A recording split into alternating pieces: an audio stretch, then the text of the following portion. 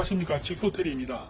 오늘은 중국의 주운레 부주석이 북한을 방문했던 당시 중공의 역사 왜곡에 대해서 비판한 연설 전문을 소개하고자 합니다.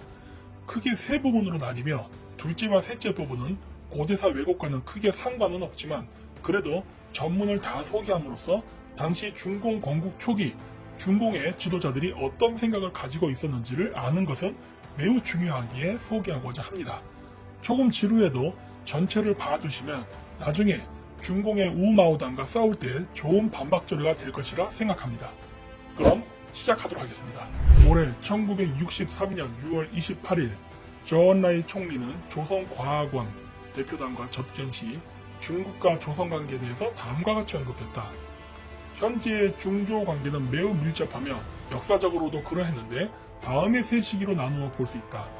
제1시기는 중조 양국과 두 민족의 역사적 관계이다. 제2시기는 중국과 조선이 모두 동시에 제국주의 침략을 당했을 때이며 조선이 일본의 식민지가 되고 중국은 부분적인 일본의 식민지를 포함해 제국주의와 반식민지가 됐을 때이다. 이 시기의 중국과 조선은 혁명적 관계였다. 제3시기는 바로 현재인데 우리 모두는 사회주의 국가이며 형제당, 형제국가의 관계이다. 이 세 시기의 중국과 조선 두 나라와 두 당의 관계에서 연구할 만한 가치가 있는 여러 문제들이 있다.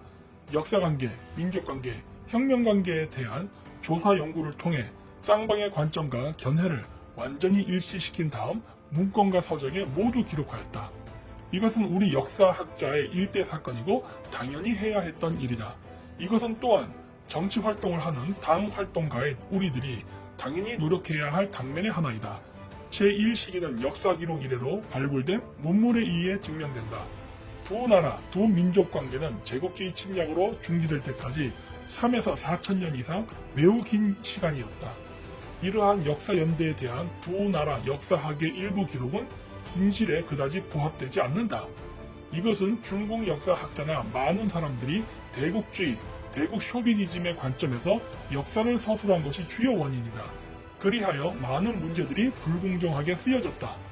먼저 양국 민족의 발전에 대한 과거 중국 일부 학자들의 관점은 그다지 정확한 것은 아니었고 그다지 실제에 부합하지 않았다.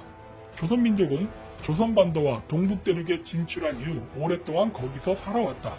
요하, 송화강 유역에는 모두 조선민족의 발자취가 남아있다. 이것은 요하와 송화 유역, 도문강 유역에서 발굴된 문물, 비문 등에서 증명되고 있으며 수많은 조선 문헌에도 그 흔적이 남아있다. 조선족이 거기서 오랫동안 살아왔다는 것은 모두 증명할 수가 있다.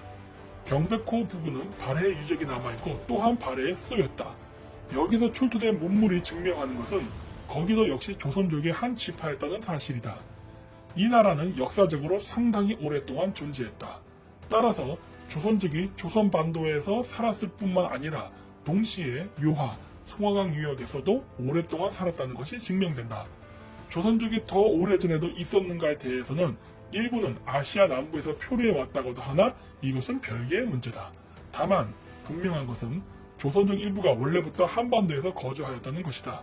토문강, 요하, 송화강 유역에서 거주한 것은 분명한 사실이며 역사 기록과 출토된 문물이 이를 증명하고 있다. 민족의 생활 습관으로 볼 때 남아시아에서 딸려온 생활 습관도 있다. 즉 벼농사, 방에 들어설 때 신발 벗기, 언어 발음은 우리나라 광동 연해 지역 일대의 발음과 조금 가깝기도 하다. 우리나라 광동 연해 일부 주민은 남아시아에서 이주해왔다. 이 문제는 역사학자들에게 한층 심도 있는 연구를 하도록 남겨두도록 하고 오늘 여기 연설 범위에는 포함하지는 않겠다. 그러나 토문강, 요하, 송화강 유역에서 조선족이 이미 오랫동안 거주했었다는 것을 증명하도록 하겠다. 우리는 이 문제에 대해 책임이 있고 또한 이 지방에 가서 현장 조사를 하고 비문과 출토 문물을 찾고 역사 흔적을 연구하는 것은 또한 권리이기도 하다. 우리에게 책임 있는 부분에 대해서는 당신들을 돕도록 하겠다. 민족의 역사 발전을 연구하는 가장 좋은 방법은 출토된 문물에서 증거를 찾는 것이다. 이것이 가장 과학적인 방법이다. 이것은 바로 광말약 동지가 주장한 것이다. 서적상의 기록은 완전히 믿을 만한 것이 되지 못한다. 왜냐하면 어떤 것은 당시 사람이 쓴 것이지만 관점이 틀렸기 때문이다. 또 어떤 것은 후대 사람이 위조한 것이기 때문에 더욱 믿을 수가 없다. 그래서 역사서는 완전히 믿을 수만은 없는 2차 자료일 뿐이다. 당연히 이렇게 긴 역사 문제에 대해서는 역시 문자로 기록된 역사 연구 자료도 연구해야 한다. 다만 이러한 자료를 연구하려면 중국과 조선 두 나라 동지들이 반드시 하나의 공통된 관점을 세워야 한다. 이 관점이란 바로 당시 중국이 여러분들 나라보다 컸고 문화 발전도 조금 더 빨랐기 때문에 항상 봉건대국의 태도로 당신들을 무시, 모욕하면서 당신들을 침략할 때가 많았다는 것이다. 중국 역사학자들도 반드시 이런 사실을 인정해야 한다. 어떤 때는 고대사를 왜곡했고 심지어 여러분들 머리 위에 조선족은 기자자손이라는 말을 억지로 더 씌우고 평양에서 그 유적을 찾아 증명하려는 무리한 시도를 하기도 했다. 이것은 역사 왜곡이다. 어떻게 이렇게 될 수가 있단 말인가. 진 한나라 이후 빈번하게 유화유역을 정벌했는데 이것은 전쟁이 실패하자 그냥 돌아왔을 뿐이지 분명한 침략이다. 당나라도 전쟁을 치렀고 또 실패했으나 당신들을 무시하고 모욕했다. 그때 여러분 나라의 훌륭한 한 장군이 우리 침략군을 무찔렀다. 이때 바로 발해가 일어났다. 이후 동북에는 바로 거란족, 여진족이 발흥했다. 그때 중국이 맞닥뜨린 문제는 거란족과 여진족의 중국 본토 침입 문제였다. 다음은 몽골족의 문제였는데 원나라도 역시 당신들을 침략했지만 결국 실패했다. 마지막으로 명나라는 조선과 직접 합동작전을 전개했으나 만주족이 매우 빨리 흥기하여 백두산 동쪽에서 유화유역에 이르는 광활한 지역을 점령했다. 이러한 시기에 한족 또한 일부가 동북지역으로 옮겨가 거주하게 되었다. 만주족 통치자는 당신들을 계속 동쪽으로 밀어냈고 결국 압록강, 통문강 동쪽까지 밀리게 되었다. 만주족은 중국에 대해 공헌한 바가 있는데 바로 중국 땅을 크게 넓힌 곳이다. 왕성한 시기에는 지금의 중국 땅보다 더 컸었다. 만주족 이전 원나라 역시 매우 크게 확장했지만 곧바로 사라졌기 때문에 논외로 치자. 한족이 통치한 시기에는 국토가 이렇게 큰 적이 없었다. 다만 이런 것들 모두 역사의 흔적이고 지나간 일들이다. 어떤 일에 대해서는 우리가 책임질 일이 아니고 조상들의 몫이다. 그렇지만 당연히 이러한 현상은 인정해야만 한다. 이렇게 된 이상 우리는 당신들의 땅을 밀어붙여 작게 만들고 우리들이 살고 있는 땅이 커진 것에 대해 조상을 대신해 당신들에게 사과해야 한다. 그리고 반드시 역사의 진실성을 회복해야 한다. 역사를 왜곡할 수는 없다. 통은강, 압록강 서쪽은 역사 이래 중국의 땅이었거나 심지어 고대로부터 조선은 중국의 소국이었다고 말하는 것은 황당한 이야기다. 중국의 이러한 대국 쇼비니즘이 봉건 시대에는 상당히 강했었다. 다른 나라에서 선물을 보내면 그들은 조공이라 했고 다른 나라에서 사절단을 서로 우호 교류할 때에도 그들은 아련하러 왔다고 불렀으며 쌍방이 전쟁을 끝내고 강화할 때에도 그들은 당신들이 신하로 복종한다고 말했으며 그들은 스스로 천조, 쌍방으로 칭했는데 이것은 바로 불평등한 것이다. 모두 역사학자 북끝에서 나온 오류이다. 우리는 이런 것들을 바로 시정해야 한다.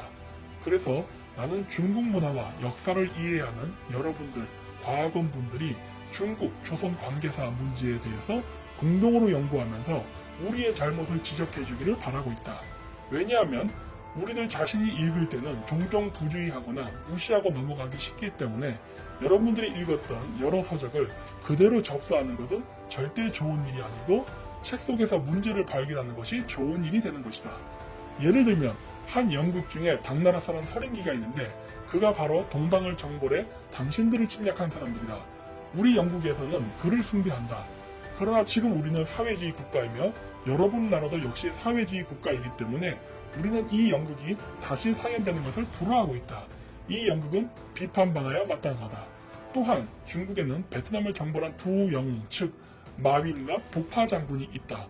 베트남의 두 제녀는 용감하게 항거하다 실패하자 강물에 뛰어들어 자살했는데 장군은 그 목을 잘라 낙양으로 보냈다. 나는 베트남에 갔을 때 두 제녀의 사당에 헌화하면서 마윈을 비판했다. 그러나 우리 역사에서는 마윈을 극구 찬양하고 있다. 그래서 해야 할 일이 두 가지가 있다. 하나는 고고학자들이 문물과 비석 같은 유물을 발굴하는 것이고 다른 하나는 서적과 역사를 연구하는 것이다. 바로 이렇게 하는 것이 우리들의 이 3000년에 걸친 관계를 제 위치에 올려놓는 것이 될 것이다. 제2 시기는 혁명의 시기이다. 일본이 우리를 침략하고 조선은 식민지가 되었다. 모든 제국주의 국가가 우리를 침략해 중국은 반식민지 상태가 되었고 일본은 또다시 동부를 점령하여 식민지로 삼아버렸다. 이 시기에 중국과 조선 두 나라 인민은 혁명적 동지관계를 구축했다. 이 단계의 역사적 사실은 매우 풍부하다. 큰 단계로 구분해보면 10월 혁명 이전은 우리나라 구민주주의 혁명의 시기였다. 조선 또한 많은 동지들이 중국으로 망명하여 중국혁명에 동참했다. 이때는 갑오 전쟁에서 10월 혁명까지 20여 년의 시기였다. 안중근이 2등 방문을 살해한 것도 바로 하얼빈역이었다. 10월 혁명이 우리는 민주주의 혁명의 단계로 접어들었고 두 나라에서는 공산당이 탄생했으며 그 당시 조선에서 발을 붙일 수 없었던 많은 동지들이 중국으로 망명해왔다. 조선 동지들은 중국의 각 지역 어디나 있었지만 동북지방에 가장 많았다. 그리하여 이후 중국혁명의 모든 역사 단계에 조선 동지가 참가하게 되었다. 최영건 위원장 말에 의하면 당시 조선 동지들이 중국으로 망명해와 중국혁명을 성공시키고 이 성공이 조선혁명을 성공시키는데 도움이 되길 바랬다고 한다. 10월 혁명 초기 조선 동지들은 이런 생각을 가지고 있었다. 당시 일본에 가서 군사학을 배우는 것은 매우 어려웠고 통제를 받아야만 했다. 그래서 많은 동지들이 중국에 와서 군사 관련 업무를 배웠다. 많은 사람들이 배를 타고 남방에 도착했는데 거기에는 운남관 무당이 있었다. 이후 손중산 선생이 세운 황포군관학교에 적잖은 조선 동지들이 입교하였다. 그때가 1924에서 27년으로 최영건, 양림 동지가 당시 교관이었고 많은 동지들이 학생으로 군사학을 배웠다. 대혁명 때 혁명군이 마지막으로 철수하던 날 밤 광저우에서 폭동이 일어나 많은 조선 동지들이 희생되었다. 최영건 위원장은 그때를 아직도 기억하는데 당시 160여 명의 조선 동지들이 광저우 사하와 한하의 진지를 결사적으로 지켜내다 거의 대부분 용감하게 희생되었다. 당시 최영건 동지가 지휘하고 있었다. 우리는 한 차례 합의를 거쳐 광저우의 그 진지에 기념비를 세우기로 결정하고 광저우 열산릉 원리의 기념관을 건립했다. 중국 대혁명 실패 후, 즉 1928년 이후 조선 동지들은 중국에서 비밀 공작에 많이 투여되었는데 상해 동북 등지의 노동운동에 참가하거나 농민운동과 학생운동에 뛰어들었다. 확실히 10월 혁명 초기에는 조선 동지들이 이런 혁명 사상을 품고 중국에 왔다. 공개투쟁, 비밀투쟁, 정치투쟁, 무장투쟁 등을 막론하고 모두 참가하여 중국혁명을 도왔다. 중국혁명 투쟁이 승리한 이후 다시 조선혁명 승리를 추동하였다. 1931년 9월 18일 포성 이후 상황이 변했다. 조선은 일본 식민지가 되었을 뿐만 아니라 중국 동북 역시 일본 식민지가 되었다. 그리하여 표면적으로는 비록 동북이 괴된 정부가 있기는 하지만 그것은 단지 형식적일 뿐이고 실제로는 조선과 동북은 모두 아무런 차이도 없는 일본 식민지가 되었다. 이 시기에 동북에서 시작한 항일무장투쟁은 조선 동지가 중국혁명투쟁에 참가했다고 말할 수 없다. 오히려 중국과 조선 두 나라가 인민의 공동투쟁이며 연합투쟁으로 이것은 새로운 단계를 의미하였다. 이것은 내가 이번에 새로 얻은 지식이다. 당시 김일성 동지 영도하의 항일 유격전쟁은 역사적 상황과 우리의 관점으로 해석할 때 당연히 중국과 조선 두 나라의 인민의 연합투쟁이고 공동투쟁이라 인정해야 한다. 동북 항일연합군은 같은 경우 당연히 중국과 조선 두 나라 인민의 항일연합군으로 해석해야 하고 사실 역시 이와 같다. 내가 이번에 최영건 위원장과 이호선 부위원장 그리고 박예상과 함께 동부 하얼빈, 장충, 심양 등을 가서 항일혁명의 노 전우들과 얘기를 통해 이런 견해를 실증하게 되었다. 당시 중국의 공산당은 세 가지 노선이 있었는데 왕명의 좌경기회주의 노선의 지도 아래 소위 당시 중국 공산당의 무장투쟁 방침은 바로 도시폭동이었다. 그러나 도시에는 영향이 안 됐기 때문에 이것은 필연적으로 실패할 수밖에 없었다. 당연히 동시에 농촌 무장투쟁도 제기되었다. 그리하여 동북 농촌에서 일어난 무장투쟁 가운데 가장 많은 것이 조선 동지들이었다. 왜 그랬을까? 왜냐하면 당시 동북으로 망명한 조선 동지들은 농촌에 안착하였기 때문에 농민과의 관계가 아주 긴밀했거나 혹은 조선족 거주지에 살았다. 그래서 농민을 공기시켜 무장투쟁을 전개하기가 용이했다. 그리하여 9.18에서 항일전쟁 승리 때까지 10여 년간 많은 항일부대가 창설됐고 거의 모든 부대에 많은 조선 동지들이 있었다. 현재 이 역사 단계를 기념하기 위해서는 반드시 역사의 진실성을 회복해야 한다. 항일연합군은 중국과 조선인민의 연합군이고 기념관은 모두 이 같은 해석에 따른 것이다. 과거처럼 그렇게 해석해서는 안 된다. 즉 조선 동지가 중국혁명에 참가한 것이며 더욱이 조선 동지를 중국의 조선족으로 간주하면서 다수가 조선에서 망명해 온 것이라는 것을 인정하지 않는 것은 부정확한 것이며 왜곡이다. 이렇게 조선에서 망명한 것을 인정하지 않는 관점은 혁명 대오주에 나타난 대국 쇼비니즘의 잔재의 하나이다. 만일 한일전쟁 역사 단계를 새롭게 쓰려고 한다면 동북에 참가했던 항일연합군에 대해 연구반을 조직하여 어떤 때는 조선에 가서 관련자들의 의견을 청취할 수 있어야 한다고 우리는 제의한다. 반대로 조선 동지들도 우리나라에 와서 공동 연구를 할 수 있어야 한다. 이래야만 역사적 진실성을 회복하고 전체적인 자료를 얻을 수 있게 될 것이다. 이 역사 단계 외에도 해방전쟁과 반장개석 투쟁 과정에서도 많은 조선족 동지를 흡수하여 조선사전을 구성하였는데 항미 원조 이후 조선으로 돌아갔다. 그들이 중국의 해방전쟁에 영웅적으로 참가했고 이후에 또 항미 원조에 참가하여 승리를 이끌었다는 것을 역사는 증명하고 있다. 그래서 이 혁명 역사 단계에서 쌍방은 서로를 지지한다. 또한 조선 동지가 중국 동지의 혁명을 지지하는 것이 중국 동지가 조선을 지원하는 것보다 많으며 시간 역시 같다는 것을 증명하고 있다. 이런 의의에서 본다면 혁명박물관과 군사박물관에 진열된 물건들은 아직도 더 보충되어야 하며 수중할 부분이 더 남아있다. 지난번에 최영만 위원장을 모시고 동북에 갔을 때 나는 박물관을 관장하는 동지를 찾아 이미 이 문제를 제기하였다. 제3시기는 현재를 말하는데 우리 모두는 사회주의 혁명과 사회주의 건설의 심화 단계에 있어 보다 서로를 배우고 보다 긴밀한 협력이 필요할 때이다. 역사상뿐만 아니라 혁명투쟁 중에 쌍방은 이미 제국주의와 현대수정주의를 반대하는 투쟁을 경험했고 양국은 정확히 인식의 일치와 행동의 일치를 경험했다. 더 정확하게는 피로 맺어진 전우이자 동지적 우위를 맺었다는 것이다. 우리는 당신들을 우리의 전선으로 여기고 있는데 중국의 전선일 뿐만 아니라 사회주의 진영의 동방전초기지로 간주하고 있다. 당신들은 당연히 중국을 당신들의 후방으로 간주해야 할 것이며 특히 동북은 당신들의 근거리 후방으로 여겨야 할 것이다. 우리는 서로 배우고 있다. 여러분들이 우리에게 와서 참관하거나 우리들이 여러분들에게 가서 참관하기도 한다. 이것은 이미 매일매일 발전하고 있다. 다만 지금 목적의 일을 보면 여러분들이 역시 우리보다 더 열심인 것 같다. 방금 우리는 예를 들면서 그들을 비판하지 않았느냐. 여러분들은 20여 명의 40일 동안 방문했는데 그들은 겨우 7명만이 조선에 가서 30여일만 머물렀다. 바로 이런 면을 여러분에게 배워야 한다. 그래서 이번에 동북급 동북삼성 성위원회가 금년 겨울 참관단을 구성하여 여러분에게 찾아가서 도시공작 활동과 농촌 활동, 당내 활동, 총노선, 천리마 운동, 천삼리 활동 방법과 대안 활동 체계를 배울 것을 결정했다. 우리 동북의 동지들이 여러분들에게 가게 되면 여러분들은 동북에 사람을 파견해 연락을 직접 취할 수 있다. 평상시에 이렇게 밀접한 연결이 있어야만 일단 일이 발생했을 때 당신들을 우리의 전선으로 간주하고 여러분들도 우리를 여러분들의 후방으로 대할 수 있을 것이다.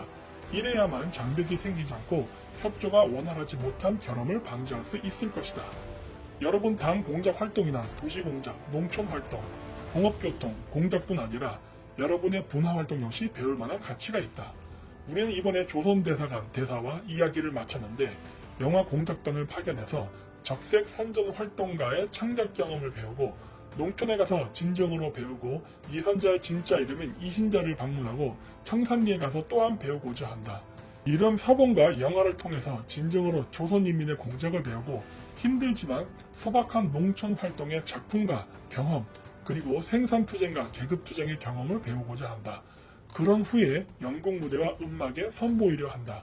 중국 예술가의 소개를 통해 중국 인민에게 조선 인민의 실제 생활과 전투 생활을 이해하도록 할 것이다. 당신들의 노래와 춤 또한 배울 가치가 있다. 여러분들은 주체 사상으로 음습한 기풍을 반대하고 있다. 우리의 춤과 노래는 민족화가 그렇게 강하지 못하고 좀 잡다하고 뒤죽박죽인 편이다. 최영관 위원장이 동북의 세 지방을 방문할 때 우리는 세 차례 만찬을 준비했는데 장춘에서 가장 실패했다. 김일성 장군의 노래를 부르는데 조선의 품격 같지가 않았다. 또한 동방홍을 들어도 서양풍이 너무 강해 들을 수가 없었다. 두 사람의 홍군춤이라는 무도 프로그램도 있었는데 노인과 젊은이가 등장했다. 이를 민속무용으로 알았으나 사실은 발레였다. 젊은 홍국은 여성이었는데 발을 뾰족하게 세우는 춤이었으나 이도저도 아니었다. 조선 동지들이 보고 나서 반응이 시원찮았고 우리들 역시 기분이 좋지 않았다. 이것을 보고 진위 원수가 문화 수준이 너무 낮다는 것을 증명한다고 말했었다. 조선 동지가 매우 솔직하게 우리의 어떤 것들은 주체 사상이 없어 동쪽에서 하나 끌어들이고 서쪽에서 하나 가져온 것에 불과하며 친구나 먹거리 또한 옛것, 새로운 것, 중국 것, 외국 것이 구분되지 못하고 중국 난방이라고 지적했는데 이 지적은 매우 적절한 것이었다. 지금도 대외문화위원회에 어떤 동지가 있는데 가지고 나갈 작품에 주체 사상이 없어 밖으로 가져가지 않으려고 한다. 많은 동작이 있기는 하지만 주의를 주지 않으면 그것이 어디서 온 것인지도 모르면서 좋은 것으로 여기게 된다는 것이다. 최근 중국 조선 양국 문화협정 의정서가 체결됨에 따라 우리는 가무국단을 조선에 파견하려고 한다. 하나는 역사혁명 사극으로서 태평천국 시대의 상해에서 영국에 대항하여 투쟁하는 것이 소도회의다. 여기는 당연히 시대적 품격이 있다. 다른 하나는 신화인데 유럽의 신이 아닌 중국의 신으로 역시 품격이 있다. 우리의 신의 모습은 하나님과도 다르다. 결론적으로 여러분의 문화예술은 많은 부분이 배울 만한 가치가 있다. 현재 또 하나의 문제는 문자에서 발생하는 간극이다. 이것은 우리에게 하나의 새로운 사건이다. 나는 예전에는 이해하지 못했었는데 이번에 황정엽 동지가 이 문제를 명료하게 설명해 주었다. 조선글에는 세 종류의 표준이 있는데 그것은 평양과 서울 그리고 연변이 그것이다. 평양의 표준은 당연히 전형적인 표준 역할을 한다. 왜냐하면 우리의 조선동지, 조선인민이 모두 이해하고 있기 때문이다. 당연히 이 표준에 따라 말하고 문장을 써야 한다. 평양에도 주음이 있지만 이미 한자를 벗어나 있다. 그리고 과거에 인용했던 여러 중국 성어는 잘 이해하지 못하고 현재 인용하는 조선 성어는 민족화되어 있다. 서울의 표준은 여전히 한자이다. 남조선은 여전히 한자로 낸 책을 읽고 중국 성어 인용을 좋아해서 북조선 인민이 알아듣지 못한다. 연변의 표준에서 가장 큰 문제는 일부 말하는 방법조차 바뀌었다는 데 있다. 듣기로는 조선말과 일본말이 말하는 방법에서 상당히 가깝다고 한다. 예를 들어 나는 밥을 가지고 먹는다고 한다. 연변말은 중국말을 받아들여 변화되어 왔다. 어떤 말은 이렇게 중국말처럼 바뀌어 있다. 두 번째는 일본 통치 시기에 소위 혀파라는 일본인이 썼던 한자가 복잡하게 섞였기 때문에 연변의 말이 깨끗하지 못하다. 세 번째는 보다 많은 것은 많은 중국 한자 성어를 끌어다 쓰다 보니 소리, 음마저도 중국 음으로 발음한다. 이렇게 되어 조선 동지들조차 그들이 하는 말뜻을 알아듣지 못하게 되었다. 이리하여 우리가 홍기라는 잡지를 조선말로 출판해서 평양에 가지고 가면 전혀 알아보지 못하고 무슨 뜻인지도 모르는데 특히 경제용어는 더욱 그러하다. 그래서 문자, 이 문제를 해결해 말하는 것을 알아듣게 해야 한다. 내가 걱정하는 것은 오늘 내가 이렇게 길게 이야기하는 것을 제대로 통역했는지 하는 것이다. 역시 여러 동지를 평양에 파견해 심도 있게 배우도록 해야겠다. 당신들이 연출하는 가무국의 자막은 반드시 평양의 표준적인 사람들을 찾아 번역토록 하라. 그렇지 않으면 전혀 알아볼 수가 없다. 이것은 중요한 문제이다. 제3시기의 관건은 말하고 쓰는 데 있다. 배워서 통하지 않으면 손해다. 그래서 먼저 번역 대우를 방비해야 한다. 조선동지와 내왕가림은 반드시 평양표준을 따라야 한다. 여러분은 이번에 자연과학을 참관했는데 대략 적자는 것이 국제적으로 통용되는 것이다. 자연과학 자체는 계급성이 없다. 다만 우리들이 서로 교류하는 과정에서 자연과학을 대하는 태도와 여러분을 접대하는 일 그리고 유람 과정에서 여러분은 우리가 대국 쇼비니즘 잔재가 남아있는지 여부를 살피도록 해주었다. 생활, 문화 오락의 주체가 조금 어긋나게 표현된 점이나 말이 평양 표준에 맞지 않는 것 등은 아마도 다음에는 해결할 수 있는 문제이다. 다만 대국 쇼비니즘이 없기를 바라지만 개별적으로 일하는 사람에게서는 이를 면하기 어려움도 있다. 여러분이 다음에 다시 방문하여 서로 비교해 볼 수가 있기를 기대한다.